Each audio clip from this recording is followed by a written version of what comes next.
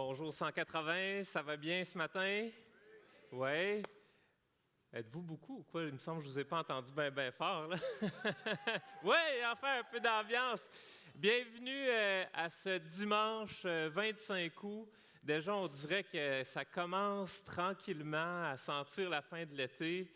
25 août, plus que 4 mois avant Noël. C'est ça la bonne nouvelle. Non, je vais arrêter, sinon tout le monde va partir avant que j'aille commencer. Puis, je veux vraiment vous souhaiter la bienvenue, surtout si c'est la première fois que vous mettez les pieds ici. Bien, les autres aussi, mais encore plus pour ceux que c'est la première fois qu'ils mettent les pieds ici.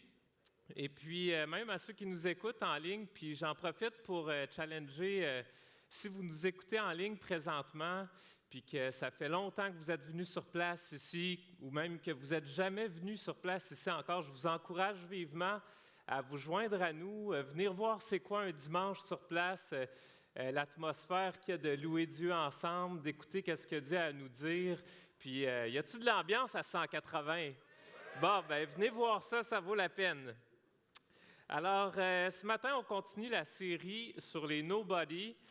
La vidéo du début me fait toujours rire un peu, mais en tout cas, on poursuit cette série-là. Puis, croyez-le ou non, mesdames et messieurs, aujourd'hui, c'est le 10e qu'on fait de la série. Et puis, si vous pensez qu'on commence à penser d'idées, qu'on commence à manquer d'idées sur quelle personne, quel héros dans l'ombre on pourrait bien parler, bien, détrompez-vous, parce que la Bible est remplie de héros et de héroïnes qui sont passablement dans l'ombre.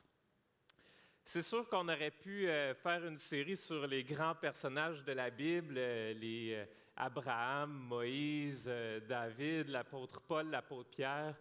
La Bible en parle beaucoup, puis avec raison, parce que c'est des messages qui sont des exemples de vie qui sont inspirants pour chacun de nous.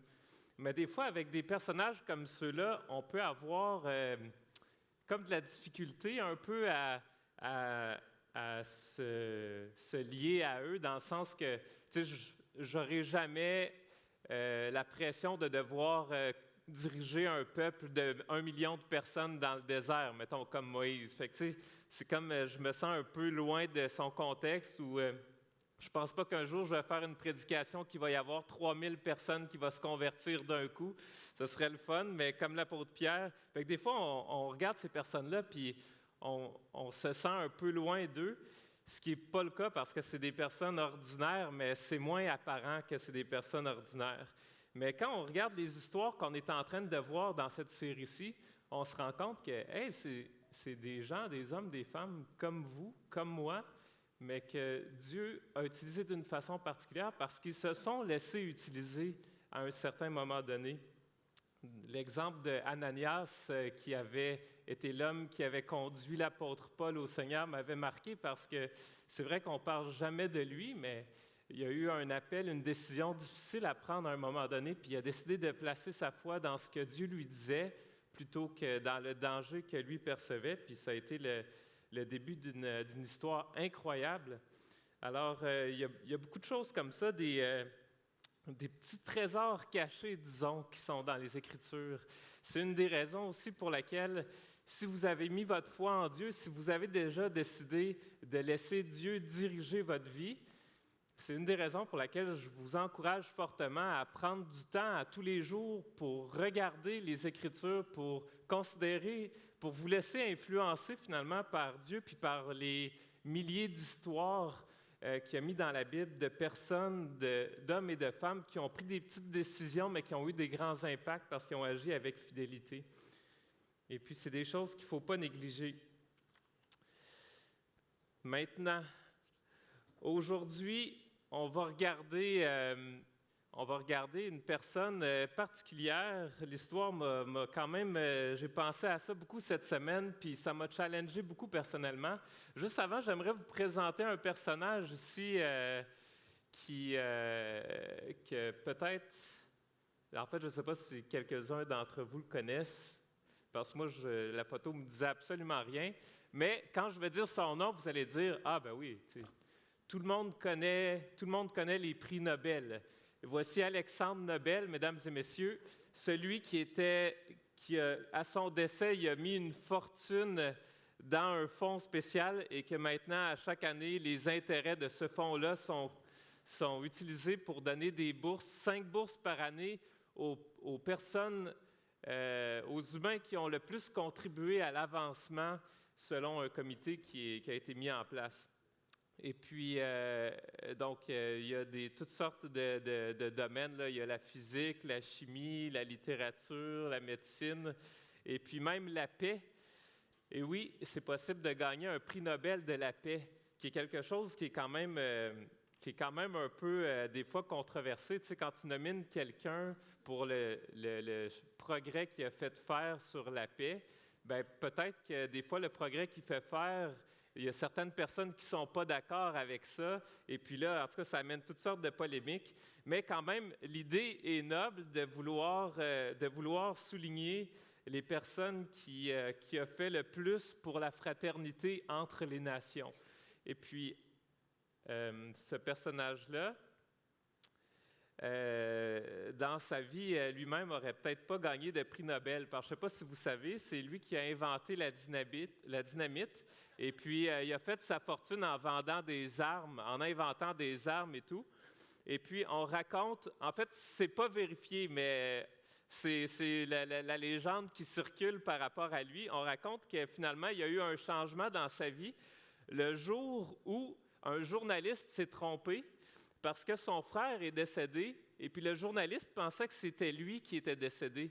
Alors, il a écrit un article pour dire que M. Nobel est décédé, puis finalement, ben, c'est quasiment un bon débarras parce qu'avec tout le mal qu'il a fait dans sa vie, puis comment il a contribué à ce que les gens s'entretuent, puis tout, finalement, c'est peut-être bien pour l'humanité. Il a écrit un article comme ça, et puis ce qu'on raconte, c'est que ça l'a profondément troublé, évidemment.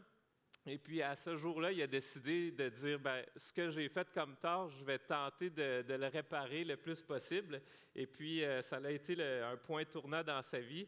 Et c'est suite à ça qu'il aurait décidé de mettre en place les prix Nobel. C'est quand même une histoire intéressante.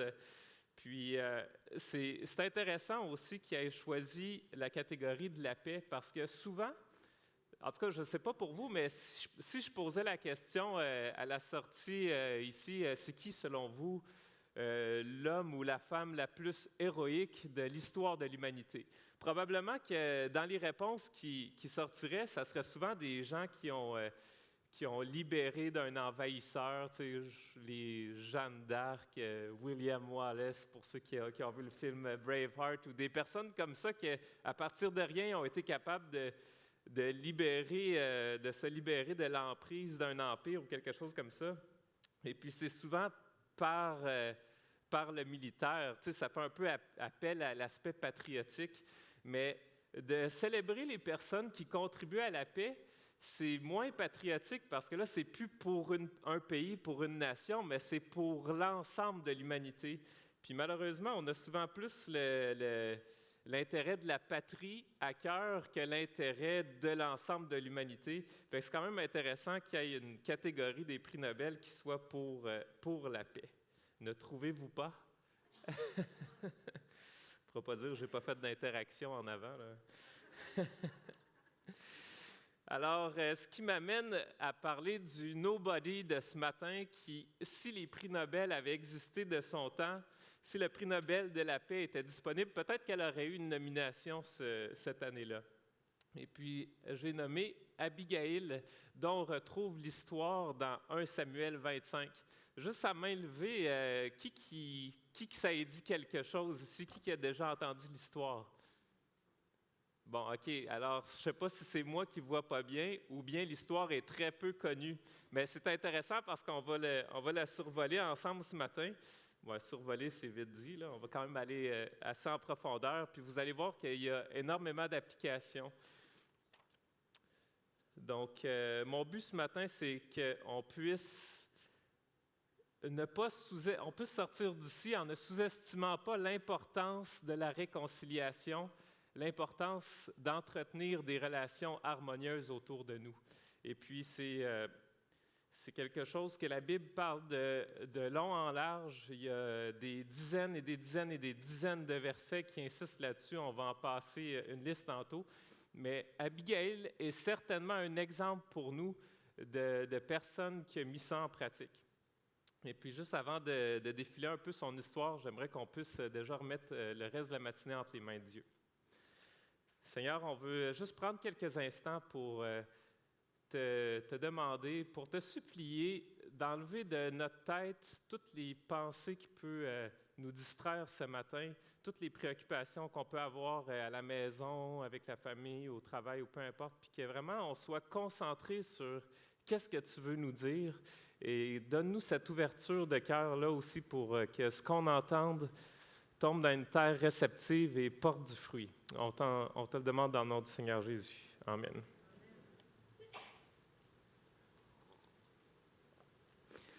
Alors, le livre de 1 Samuel, je ne sais pas si beaucoup d'entre vous savez c'est où dans la Bible. C'est quand même dans la première moitié, dans l'Ancien Testament, puis quand même relativement au début. Le peuple d'Israël est maintenant établi, mais il va un peu nulle part. Et puis, ils ont mis Dieu pas mal de côté, puis ils font leurs propres affaires, puis ils s'enfoncent de plus en plus dans la misère. Et puis, Samuel, c'est un des principaux prophètes en Israël, que finalement, il a ramené la crainte de Dieu dans un pays où qui s'en allait nulle part. Et puis, il y a une organisation autour de ça. Le pays s'est réorganisé un peu pendant le temps qu'il était prophète. Et à un certain moment donné, dans Samuel, on voit que le peuple d'Israël réclame un roi. Ils disent, bien là, on ne veut pas être dirigé par un prophète ou par Dieu. Tu sais, on veut un roi, là, comme les autres pays autour. Et puis Dieu dit, bon, OK, vous voulez un roi, bien, je vais vous en donner un. Et puis là, il y a le roi Saül qui prend place. Peut-être vous avez déjà entendu le nom de Saül. Et puis un peu plus tard, il y a le roi David, qui lui est un des personnages sans doute le plus connu de la Bible. Mais dans le chapitre 25 ici, c'est un chapitre qui commence avec la mort de Samuel. Alors finalement, le livre porte son nom, mais il décède. Et puis, qu'est-ce qui se passe après ça? Bien, là, on arrive dans une situation où on a différentes personnes que je vais vous présenter un peu. Un des groupes de personnes qu'on voit, c'est David puis ses hommes. Donc, à ce stade-ci, il faut comprendre que David, il a vécu la gloire, disons, pour vous mettre en contexte, là, j'essaie de voir où est-ce que je pars. Pour vous mettre en contexte, David, c'est quelqu'un qui sort de nulle part. C'est un berger, et puis à un moment donné, par coïncidence extrême, c'est arrangé par Dieu. Évidemment, on comprend parce que quand on lit un Samuel, on voit bien que Dieu intervient partout. Il se retrouve sur un champ de bataille et puis il entend le défi d'un géant ennemi qui lance à tout le peuple d'Israël, qui dit que celui qui veut se battre et délivrer d'Israël de notre emprise commence par venir faire un duel avec moi, puis après ça, le gagnant, il y aura la liberté. Puis évidemment, quand tu fais face à un géant, c'est un peu intimidant, alors tout le monde tremble dans ses culottes, puis personne ne veut aller de l'avant. Puis David, qui passait par là pour apporter de la nourriture à ses frères, il entend ça, puis il dit, voyons donc, comment ça, personne n'y va, on est le peuple de l'Éternel, guys, réveillez-vous, wake up, là.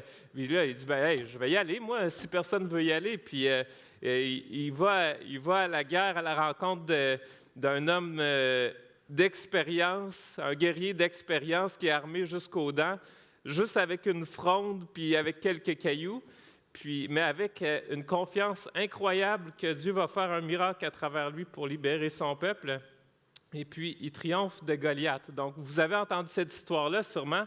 Et puis, non seulement de Goliath, mais de l'armée complète du peuple ennemi à ce moment-là.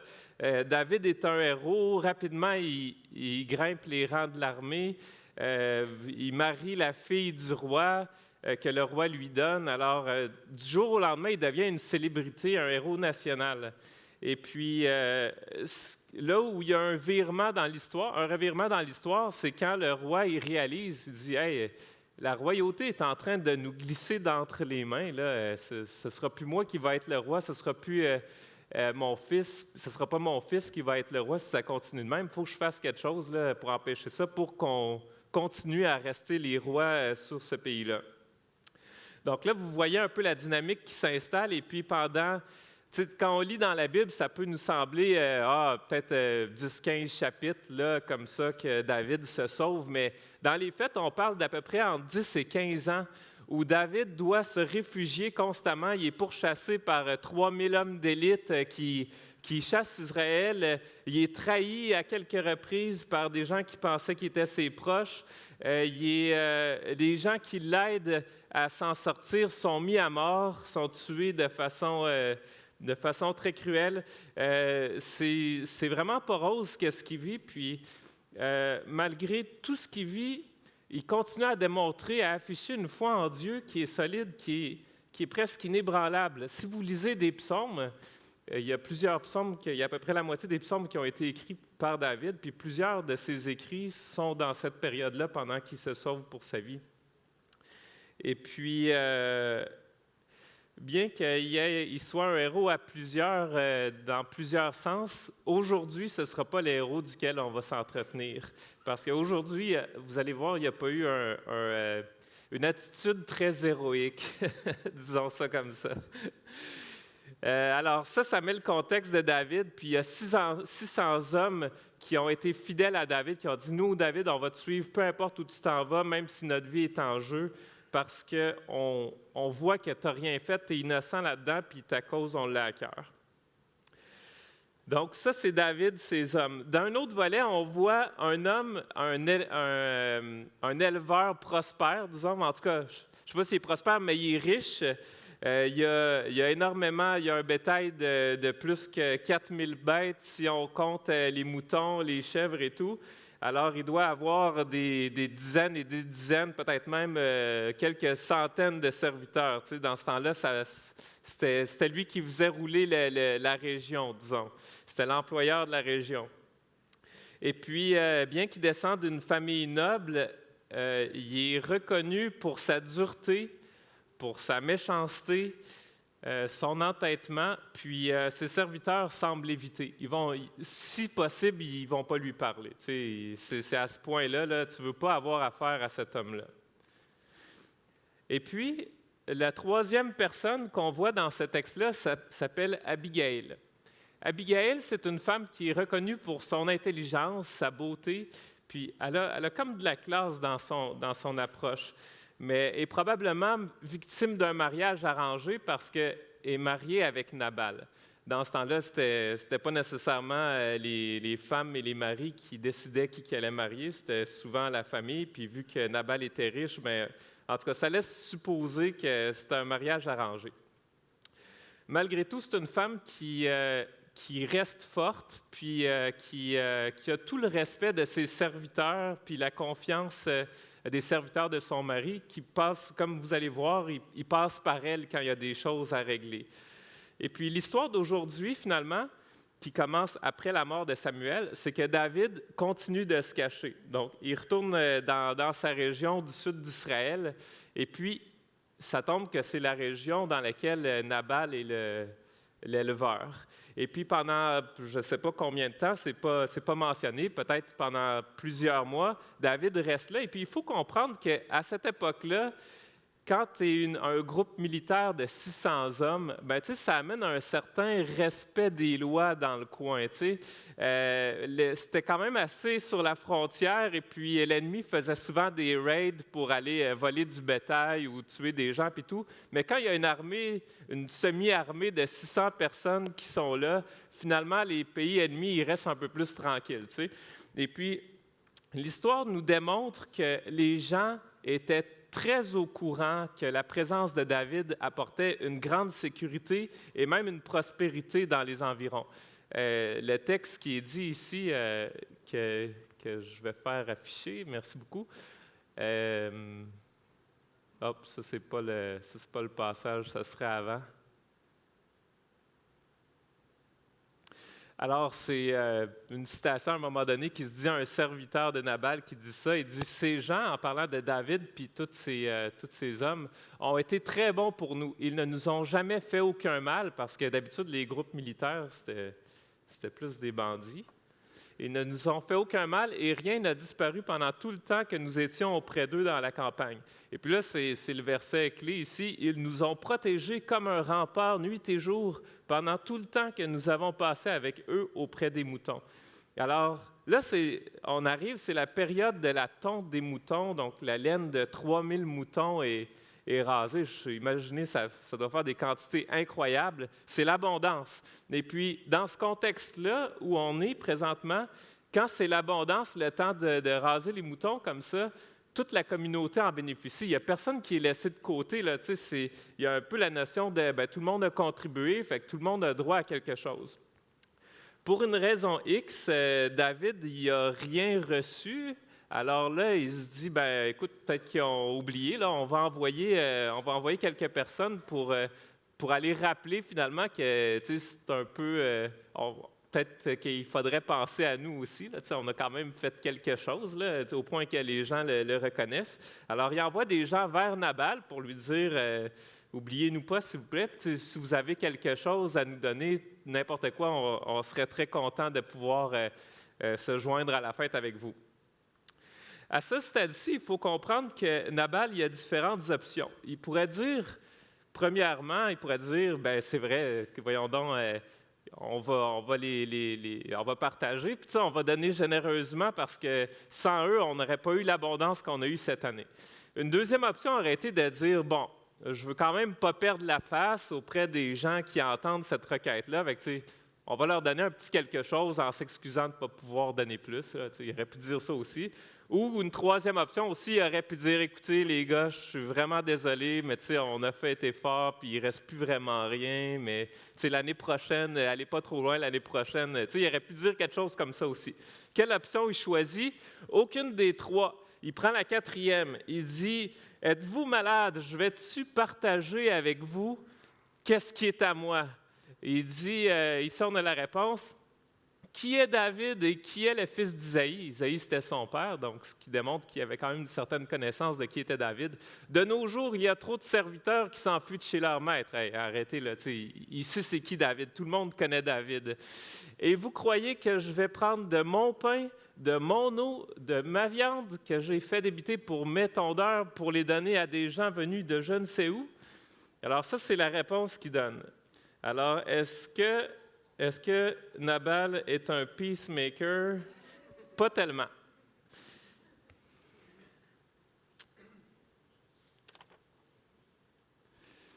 Fait que la réaction de David suite à ça est assez extrême, elle aussi.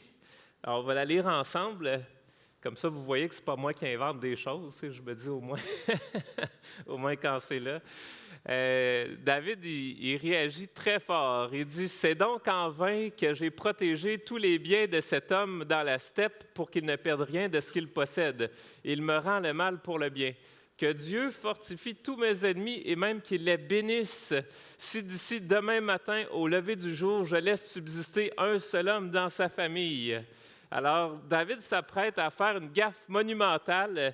Lui qui, pendant des années, a même refusé de mettre la main sur son ennemi en disant que c'est à Dieu de rendre justice, puis c'est à Dieu, la vie humaine appartient à Dieu. Soudainement, il s'emporte dans un élan de colère et puis il dit « Non, non, non, aux armes, tout le monde, on fonce, puis c'est assez, là, assez de niaisage, ça, c'est insultant. »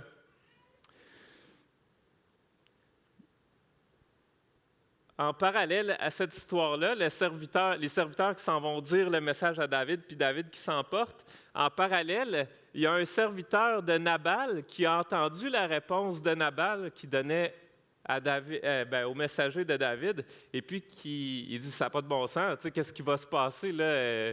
Répondre de même à des gens qui sont armés, puis qui nous ont fait tellement de bien, mais là, de fermer la porte de même, qu'est-ce qui va se passer? » Et puis, clairement, il craint pour sa vie. Il s'en va voir, non pas Nabal, mais Abigail pour lui exposer la situation. J'ai mis le verset ici. Il dit, « Maintenant, en parlant à Abigail, réfléchis bien et vois ce que tu peux faire, car si tu ne fais rien, certainement il arrivera malheur à notre maître et à toute sa famille. Quant à lui, il a si mauvais caractère qu'on ne peut rien lui dire. » Alors, c'est clair qu'il y a un sentiment d'urgence ici de la part du serviteur. Et puis, ça ne tombe pas dans l'oreille d'une sourde. Abigail a beaucoup de mérite ici parce qu'elle s'empresse de répondre à cette requête-là. Le mot, quand vous lisez le texte là, de 1 Samuel 25, vous voyez qu'elle fait beaucoup de choses à la hâte. Elle se dépêche, elle aurait eu différentes options, elle aussi. Elle aurait pu, je pense même, ah non, excusez, on ne regardera pas la prochaine slide maintenant. Mais elle aurait pu ignorer l'avertissement du serviteur en disant, ben écoute, c'est pas mon problème, là, comment il a répondu, puis c'est that's it, là. Elle aurait pu, une deuxième option, ça aurait été de se plaindre de son mauvais mari, de dire « Ah, ça me surprend pas, voyons donc, c'est donc bien méchant, ça se fait pas, ces affaires-là. Puis moi qui est marié avec, tu sais, la vie n'a pas de sens. » Puis elle aurait pu se plaindre comme ça. Une troisième option qui aurait été intéressante aussi, elle aurait pu s'arrêter puis dire « ben je vais prier puis espérer que Dieu règle les choses pour nous. » Tu sais, il y a un conflit ici, puis j'en profite pour dire que des fois, prier, ce n'est pas la chose la plus spirituelle à faire. C'est certainement important de prier, de me comprenez pas mal, puis c'est certainement important d'implorer Dieu sur sa volonté, sur des choses, mais des fois, on la connaît, la volonté de Dieu. Si ta mère te demande d'aller sortir les poubelles, elle ne va pas dire, ben, je vais aller prier dans ma chambre pour voir si c'est vraiment la volonté de Dieu. Puis après ça, je vais y aller. C'est de la désobéissance. Fait que la prière, ici, ce n'était pas l'option qu'Abigail a retenue. Elle aurait pu fuir la situation, se dire hey, le feu, ça sent. On dirait que le feu s'en vient. Ben moi, je vais en profiter enfin pour me libérer de toute cette vie difficile, puis ça n'a pas de sens. C'est pas ça que je choisis de faire. Elle aurait pu aussi dire, OK, bien, tout le monde, on s'arme, on se prépare, on va faire la guerre parce que là, peut-être que ça va chauffer. C'est pas ça non plus qu'elle a choisi de faire. Elle a choisi de faire une option qui n'est pas dans les 5 réponses qu'on aurait pu s'attendre qu'elle choisisse, mais une 6e option qui est d'aller à la rencontre de l'offensé le plus rapidement possible. Je ne sais pas si elle savait qu'il était en train de s'en venir avec 400 hommes armés, parce qu'il en avait laissé 200 au bagage. Je ne sais pas si elle savait ça, mais dans tous les cas, on peut dire qu'elle a eu le courage d'aller au-devant pour régler une faute que c'est même pas elle. Elle aurait eu tellement de possibilités de dire « c'est pas moi, c'est pas à moi de faire ça », mais elle a pris les devants et puis elle est allée.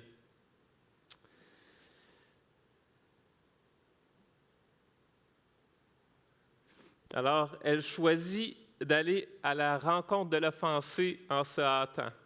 Et puis là, on va lire le passage. Regardez bien ça. Je vais me prendre une petite gorgée. Elle se jeta à ses pieds de David et puis de l'armée qui arrivait et lui dit « Mon Seigneur, fais comme si tout cela était de ma faute. À présent, veuille accepter ces présents que moi, ta servante, j'apporte à mon Seigneur et les distribuer aux jeunes gens qui suivent mon Seigneur. » J'ai oublié de dire qu'elle a préparé, je ne me rappelle plus combien, mais plusieurs ânes, qu'elle a mis des provisions, de la viande, des gâteaux, plein de choses. Donc là, c'est ça, elle parle de faire la répartition et les distribuer aux jeunes gens qui suivent mon Seigneur. « Veuille aussi pardonner la faute de ta servante. » On pourrait lire tout le paragraphe qu'elle a répondu, puis on pourrait s'encourager sur plein de choses, mais je veux partir de qu'est-ce qui est ici et puis parler de mettre en valeur qu'est-ce qui s'est passé. Si on regarde comme il faut, là-dedans, il y a plusieurs éléments. Bon, juste avant, j'ai dit comment elle a jugé important de prendre les devants puis d'aller voir l'offensé. Deuxièmement, elle prend le blâme sur elle au verset 24. Elle se jette à ses pieds, lui dit « Mon Seigneur, fais comme si tout cela était de ma faute. » Troisièmement, elle demande pardon formellement. Ici, au verset 28, ben là, c'est parce que c'est ça, je présente cette acétate-là, mais finalement, on revient. Donc, verset 28, « Veuille aussi pardonner la faute de ta servante. » Et puis, quatrièmement, elle offre une réparation du tort qu'elle a commis en apportant les réserves et tout. Et puis même, cinquièmement, elle en rajoute pour être sûre que que toute la situation est correcte parce que pendant 2-3 versets, elle va dire « Sois béni », puis que Dieu te fasse du bien, puis qu'il te dirige dans tes prochaines étapes de vie, puis tu vas être roi un jour, je sais, en tout cas, bref, elle en rajoute beaucoup. Et puis, j'en profite pour dire que ces 5 étapes-là, ces 5 étapes qui sont cruciales pour régler nos conflits. Quand on sait qu'on a offensé quelqu'un ou quand on prend conscience qu'on a offensé quelqu'un, il faut que vite ces 5 étapes-là rentrent dans notre tête, que ça clique, que « Hey, j'ai quelque chose à faire. » là, tu sais. Puis je pourrais prendre plein d'exemples, là, mais mettons qu'on prend l'exemple d'un gars qui oublie qu'il y a un date night avec sa femme le soir, OK? Puis là, il arrive à 6h, 6h30 du travail, et puis en arrivant, il réalise « Ah non, c'était à soir notre sortie qu'on avait planifiée, puis on était supposé arriver à 4h, puis qu'on prenne notre temps, puis tout. » Là, il oublie ça. Bon, la première chose qu'il ne faut pas faire, c'est d'essayer de faire comme si de rien n'était. Puis j'espère que, peut-être qu'elle va avoir oublié elle aussi, puis je vais vite aller dans le salon, puis je vais aller écouter la télé, les nouvelles, puis c'est pas une bonne idée. Commencez pas par ça. Et la première étape, c'est de se dépêcher, comme Abigail l'a fait, sans presser. Quand tu prends conscience que quelqu'un t'en veut pour quelque chose, sans presser d'aller voir la personne, c'est la première chose à faire. Deuxièmement, prends le blâme sur toi.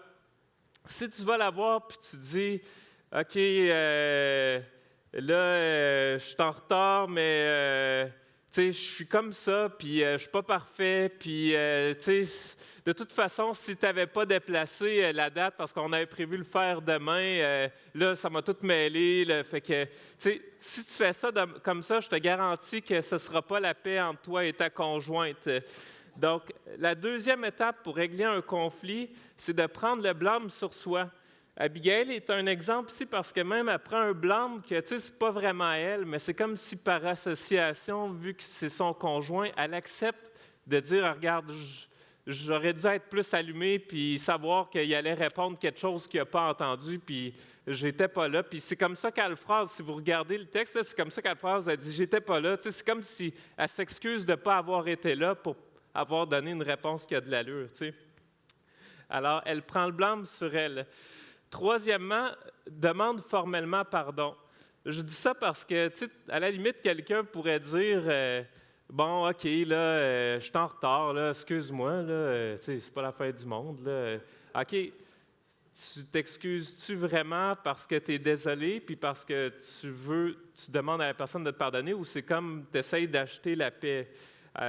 Si tu essaies d'acheter la paix, là, ton conjoint va le ressentir que tu n'es pas sincère dans tes excuses. Et puis, je m'excuse, mais tu n'auras pas une situation paisible encore. Tu n'auras pas encore assez fait pour dire que la situation est rétablie. Me suivez-vous? Après ça, une autre étape encore, c'est d'offrir une réparation pour le tort. Et puis là, donc là, c'est quelque chose qui serait censé, ça serait de dire, ben regarde, il est 6h30, chérie, je suis vraiment désolé, pardonne-moi, il est 6h30, la soirée n'est pas foutue, qu'est-ce que tu en penses qu'on irait quand même faire telle affaire, aller sortir ou peu importe. Il y a quelque chose qui peut être fait dans le but de réparer qu'est-ce qui est commis. Et puis là, soyez pas fiers si vous offrez ça à votre femme, parce que dans le fond, après avoir pensé à faire ça, vous êtes juste revenu au statu quo. Vous êtes juste revenu, ce que vous avez fait comme tort, là, vous l'avez réparé. Donc finalement, c'est comme si vous aviez juste pensé que, ah oui, c'est vrai, ce soir, c'est notre date night, fait que je vais arriver plus tôt, et voilà, on fait notre sortie, on fait notre activité. Donc, pétez-vous pas les bretelles de dire, « Hey, je suis dans ma j'ai osé demander pardon, puis en plus, on a fait une sortie, puis non, il n'y a rien à se vanter, là. Vous êtes juste statu quo versus le départ. » C'est pour ça que la 5e étape, même de ne pas hésiter à en rajouter pour être sûr que la personne, finalement, ce qui est une mauvaise expérience devient une bonne expérience. Exemple, je ne sais pas, il y aurait des gens plus créatifs que moi peut-être, mais de dire, « Bien, chérie, regarde, pour me faire pardonner, là, on va prendre la fin de semaine de côté, puis on va sortir, juste toi puis moi, pour la fin de semaine. Tu sais, puis là, tu sais, d'en beurrer épais, finalement, ça, c'est du service à la clientèle. Fait que espérez pas être des personnes, espérez pas gagner un prix Nobel de la paix si vous arrêtez avant d'être rendu à l'étape numéro 5. Comprenez-vous ce que je veux dire? C'est vraiment important. Et puis, Abigail a toute fait cette liste-là pour quelque chose qui était à peine responsable. Donc, Abigail, qui est une femme à prime abord ordinaire, soit un exemple pour nous tous ce matin sur la résolution de conflits.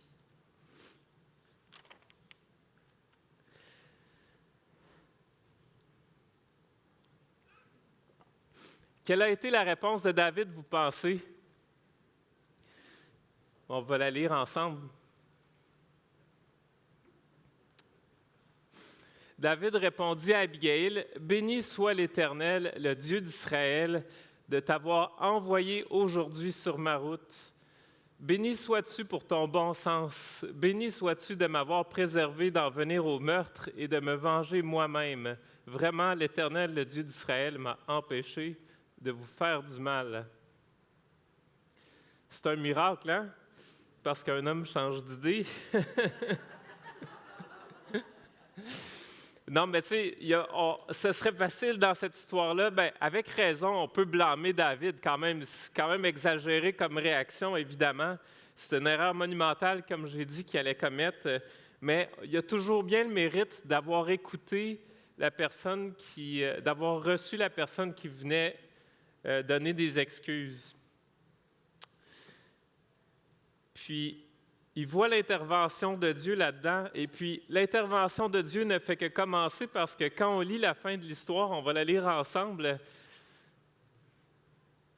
Lorsqu'Abigail arriva à la maison, elle y trouva Nabal en train de festoyer comme un roi. Lui, il n'était même pas conscient de qu'est-ce que sa réponse avait généré, tu sais. Il était tout joyeux, complètement ivre, aussi ne le mit-elle au courant de rien avant le lendemain matin. Alors au matin, quand son ivresse fut dissipée, elle lui raconta ce qui s'était passé. Il en eut une attaque et resta paralysé. Environ 10 jours plus tard, l'Éternel le frappa de nouveau et il mourut. C'est quand même assez intense, hein? Mais ce qui est particulier, une chose qui est sûre, c'est que Nabal, il n'y a rien d'un héros dans cette histoire-là. Au contraire, du début à la fin, il est centré sur sa personne, complètement inconscient qui est en train d'offenser quelqu'un. Ben, on dirait qu'il s'en fout qu'il soit en train d'offenser quelqu'un. Inconscient du danger que sa famille est en train de vivre à cause de lui, parce qu'il y a une armée quand même de 400 hommes qui marchent vers sa maison. Inconscient que sa femme fait un travail incroyable pour réparer la situation. Nabal, il passe complètement à côté là-dedans, et puis, sans même avoir eu à se venger, à verser du sang, là je parle pour David, bien finalement, il reçoit un peu justice pour le tort qui lui a été fait. C'est quand même significatif. Les noms sont significatifs aussi. Je ne vous l'ai pas dit parce que il y a 3 noms dans cette histoire-là qui reviennent beaucoup. Le nom de Nabal, le nom de David, puis le nom d'Abigail. Et puis, Nabal, ça veut dire fou, ça veut dire insensé, littéralement. Là. C'est quand même particulier comment on peut bien porter notre nom, là, sans vouloir trop juger, mais je me fie à ce qui est écrit. Et puis, des fois, c'est pas difficile de trouver des fous autour de nous, on en voit toutes. Et puis même le pire, c'est qu'en nous, il y en a souvent un. Souvent, on est cette personne-là qui est complètement inconscient du tort qu'on vient de commettre à quelqu'un par une réponse sèche, par une parole dure, par un acte qui nous semblait anodin, puis on est comme, ben voyons, personne ne peut être fâché pour ça. Hey, oui, quelqu'un peut être fâché pour ça, puis on est fou quand on s'en rend pas compte parce que c'est normal qu'il y ait une suite à ce qu'on fait. David, ça veut dire bien-aimé. Puis c'est particulier parce que même si, bon, il n'y a pas eu le comportement héros, c'est pas lui le héros de l'histoire, comme j'ai dit, Puis sûrement qu'il y avait un sentiment de qu'est-ce que j'ai fait là, qu'est-ce que je suis en train de faire? Parce que David a démontré à plusieurs reprises dans le livre de 1 Samuel, puis de 2 Samuel, qu'il avait quand même un grand respect pour la vie humaine. Et puis sûrement qu'il était rempli de honte, rempli de dire hey, « ça n'a pas de bon sens, heureusement que Dieu m'a protégé ». Et puis David, ça veut dire « bien-aimé ». Puis c'est évident dans ce passage-là que Dieu aimait David et qu'il a pris sa cause à cœur. C'est comme si Dieu a joint David dans ses émotions là-dedans et puis qu'il a pris, il a pris le contrôle de la situation à sa place. Et puis le troisième nom qui revient, c'est Abigail, qui veut dire « joie de son père ». Puis quand on devient des personnes qui travaillent pour la paix, qui cherchent la réconciliation, il faut réaliser qu'on est en train d'apporter de la joie à notre Père céleste. Dieu est un Dieu de paix. Lui-même a fait le chemin pour établir la paix avec nous pour quelque chose qu'il n'y avait rien commis. Le mal que nous, on a commis comme être humain, c'est lui qui a trouvé une solution pour le réparer puis qui a payé. Puis si on prend le temps d'analyser la situation entre Abigail, on pourrait comparer avec Jésus un peu. Abigail était comme pas la vraie coupable, mais elle a pris sur elle la faute, puis c'est elle qui a payé. Puis de la même façon, Jésus n'est pas le coupable de nos fautes envers Dieu, mais c'est lui qui a pris sur lui nos fautes pour que la paix soit rétablie avec Dieu. Alors c'est quand même, Abigail démontre le caractère de Dieu à travers sa façon de vivre. C'est une priorité de vie absolue quand on réalise qu'on a commis un tort à quelqu'un, de prendre les devants et d'aller s'assurer que le tort soit réparé. Et puis, j'aimerais ça vous montrer la preuve de ce que je suis en train d'avancer en vous présentant plusieurs versets. J'ai peut-être 6 ou 7 passages que je tiens à ce que vous voyez. J'aurais pu en mettre plein, mais ceux-là, à chaque fois, j'en coupais, puis je me disais, mais celle-là, je n'ai pas le choix, je suis obligé de la mettre, et lui aussi. Puis j'en ai coupé dans ceux que je me disais que je n'avais pas le choix, là. Mais c'est comme ça la vie, hein? C'est faire un message, c'est faire un deuil. Il faut que tu choisisses qu'est-ce que tu ne diras pas. Excusez. Alors, premièrement, c'est des versets qui démontrent comment il faut poursuivre la paix. C'est pas juste j'espère que je vais avoir des relations paisibles. Puis c'est pas juste de travailler un peu pour avoir la paix autour de toi, c'est de poursuivre. Ça implique mettre toute ton énergie, tous tes efforts. Ici, dans Psaume 34, détourne-toi du mal et fais le bien, recherche la paix et poursuis-la. Romains 14, 9, ainsi donc, cherchons toujours, pas juste la plupart du temps, cherchons toujours ce qui contribue à favoriser la paix et nous faire grandir les uns et les autres dans la foi. Encore, si on passe au suivant, faites tous vos efforts pour être en paix avec tout le monde, pas juste votre femme, vos enfants, puis si vous êtes en paix, là, ça va. Non, tout le monde, même le gars du service à la clientèle de Bell, c'est à ce point-là. Faites tous vos efforts pour être en paix avec tout le monde et cultivez la sainteté sans laquelle nul ne verra le Seigneur. Veillez à ce que personne ne passe à côté de la grâce de Dieu, qu'aucune racine d'amertume ne pousse et ne cause de trouble en empoisonnant plusieurs d'entre vous. L'amertume ronge, l'amertume détruit. Dieu est très conscient de ça et puis c'est pour ça qu'il nous encourage de toute force à prendre la chose au sérieux.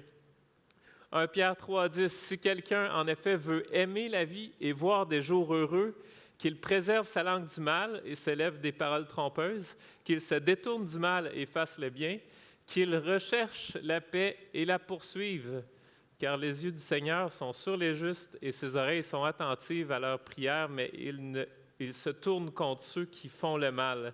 Donc, c'est important de voir que les gens qui recherchent la paix passent dans la catégorie des justes et de ceux qui font le bien.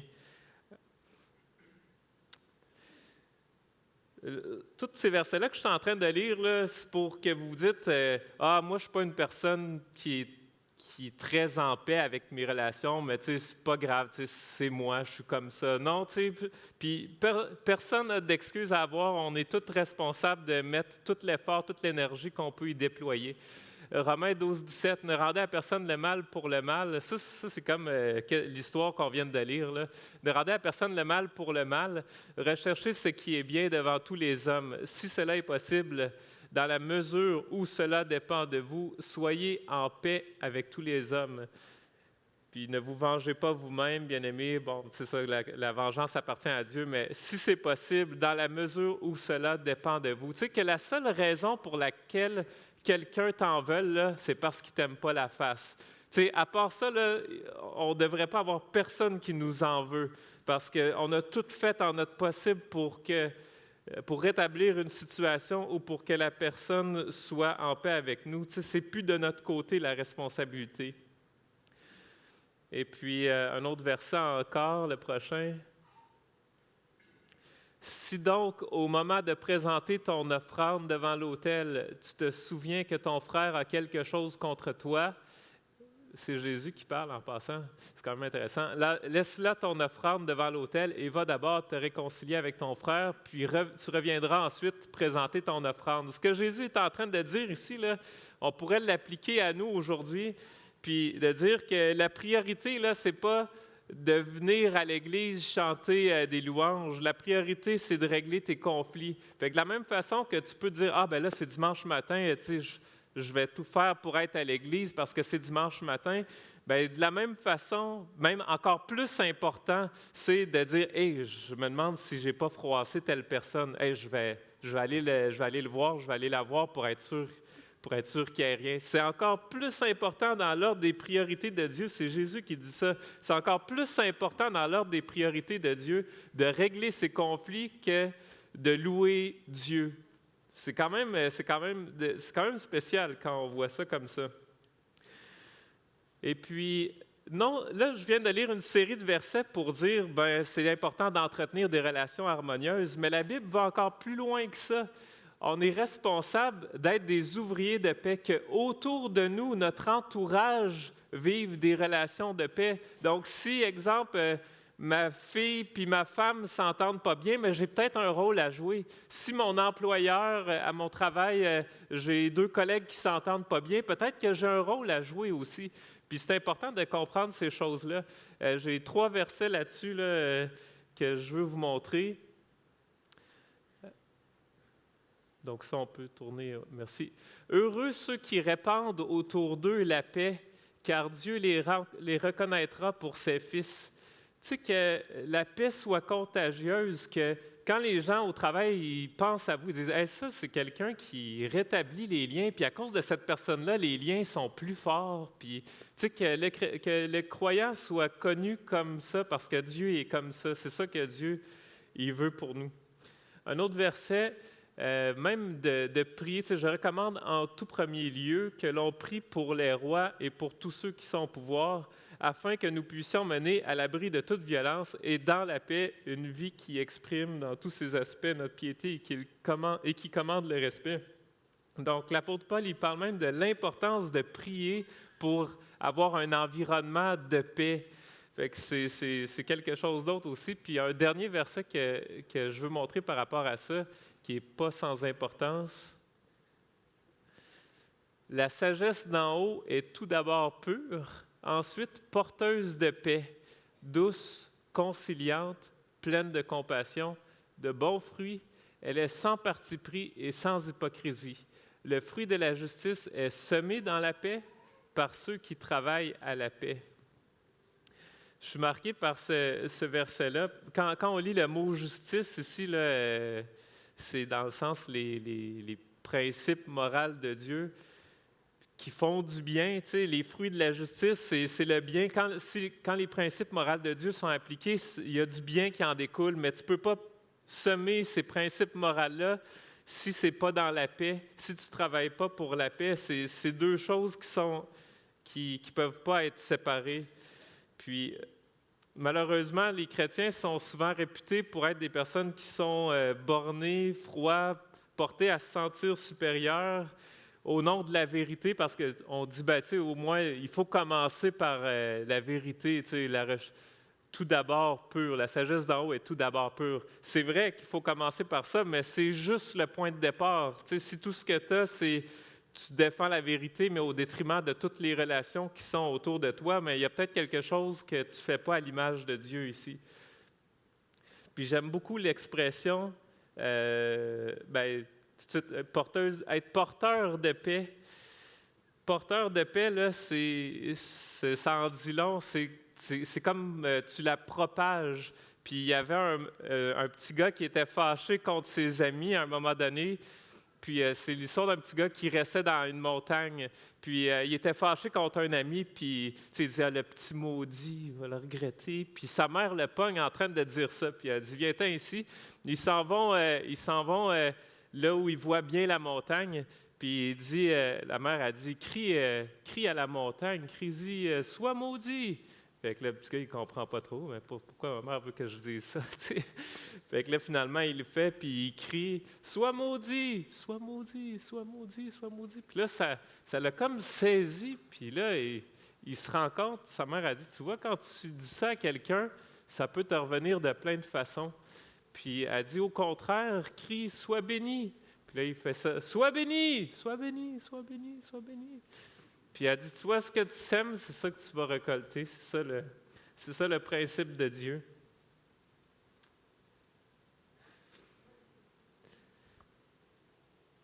Puis tous les autres termes qu'on voit encore, porteur de paix, doux, conciliant, tu sais, c'est conciliant, là, la définition, c'est porter à maintenir la bonne entente avec les autres par des concessions. Tu sais, c'est même poussé, là, mais le terme est là, il est voulu, là, c'est Dieu qui l'a placé là. Pleine de compassion. En tout cas, on pourrait en parler longtemps, mais rappelons-nous d'Abigaël ce matin. Quand on devient des ouvriers de paix, on fait la joie de notre Père céleste. C'est ça qu'il faut se rappeler. Et puis, je vous laisse avec un défi. Si vous connaissez des gens qui ont de la rancœur, qui ont de l'amertume, si c'est vous qui avez ça en vous, que vous sentez que d'autres personnes ont ça vis-à-vis de vous, je ne veux pas que vous partiez ce matin puis que ce que vous avez entendu, ça vous passe par une oreille puis ça sorte par l'autre. Je vous laisse le défi de la semaine. Pense à une personne qui t'en veut. Y a-t-il quelqu'un, peut-être la semaine dernière, que tu as pu peut-être blesser? Tu sais, quand tu cherches là profondément, y a-t-il une personne comme ça? Fais un petit effort pour y penser. Après ça, pense à un proche qui en veut à quelqu'un d'autre. Y a-t-il des relations tendues autour de toi?